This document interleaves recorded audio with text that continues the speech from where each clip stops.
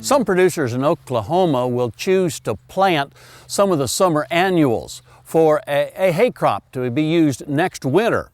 Summer annuals being generally those things in the sorghum family. We're choosing between such things as sorghum Sudans, Sorgo Sudans, Sudan by Sudan hybrids, and even some of the millets.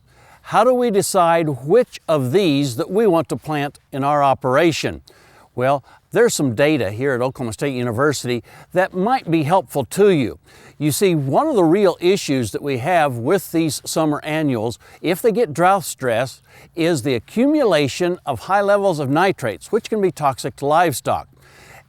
As we have looked at the comparison of these kinds of plants under the same conditions, we've found that the pearl millets were 4 times more likely to accumulate high levels of nitrates than were the counterparts there of the other forage types. However, we know that the pearl millets are less likely to ever accumulate prussic acid, whereas the other forage types, under certain conditions, can accumulate dangerous levels of prussic acid. So how do we choose? I think that we want to give some thought to what's the purpose of the crop that we're planting. If we know that we're planning to cut this for hay, and we can go ahead and cut it and sun cure it, that seems to really alleviate the risk of prussic acid accumulations.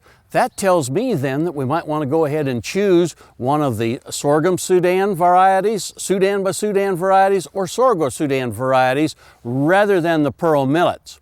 If, however, our plan is to graze the crop, especially late in the fall when we might have some frost issues, that's when prussic acid really rears its ugly head, then the pearl millets come back into play as a more popular forage type.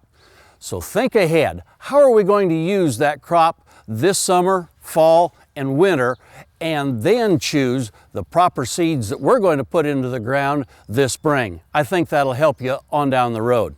Hey, we'll visit with you again next week on Sunup's Cow-Calf Corner.